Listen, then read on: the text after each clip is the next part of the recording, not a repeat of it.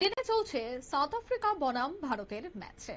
আর সেই ম্যাচ কিন্তু এবার জমে উঠেছে, কারণ প্রথমেই অর্থাৎ প্রথম দফাতেই দেখা গেল ইডেনে বুমরাতের দাপটে রীতিমতো কোণঠাসা সাউথ আফ্রিকা। ক্রিকেটের নন্দন কারণে বুমরার ৫ উইকেট, ১ উইকেট হারিয়ে ৩৭ রান তুলেছে ভারত। বিস্তারিত সে বিষয়ে জানবো, টেলিফোন লাইনে যুক্ত হয়ে গেছে ক্রীড়া সাংবাদিক বিপ্লব চন্দ্র। বিপ্লব দা, ঠিক কি জানতে পারছো? দক্ষিণ আফ্রিকার মধ্যে যে এই টেস্ট ইডেনের নন্দনকানন ইডেনে যেটা শুরু হয়েছে আজকের দিনে, প্রথম দিনে কিন্তু অনেকটাই সফল বলা যায় ভারতীয় বোলাররা, এবং সেই ক্ষেত্রে ভারতীয় যে ১৫৯ রানে কিন্তু দক্ষিণ আফ্রিকাকে তারা আটকে দিয়েছে।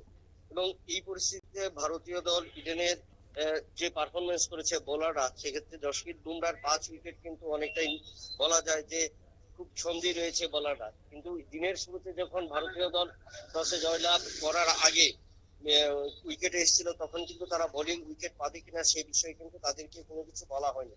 তবে উইকেট যে সহায়ক উইকেট হয়েছে, সেই উইকেট থেকে বোঝা যায় যে ভারতীয় দলের পক্ষে এই উইকেট কিন্তু অনেকটাই সুবিধাজনক পরিস্থিতি।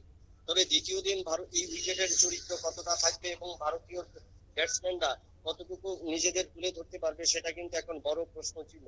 কারণ এখন পর্যন্ত ভারতের যেটা দেখলাম যে ৩৭ রানে ১ উইকেটের পতন ঘটেছে, এবং এই ১ উইকেটের পতন আগামী দিনে বা আগামীকালকে যদি ভারতকে লিড নিতে হয়, তাহলে কিন্তু এই প্রথম উইকেট কিন্তু তাদেরকে আরো দায়িত্বশীল নিতে হবে, এবং সেটা কিন্তু বড় দেখার বিষয়। কারণ সেই ক্ষেত্রে দ্বিতীয় উইকেটে কতটা রান তুলতে পারে ভারতীয় বোলাররা, ব্যাটসম্যানরা, তার দিকে কিন্তু তাকিয়ে।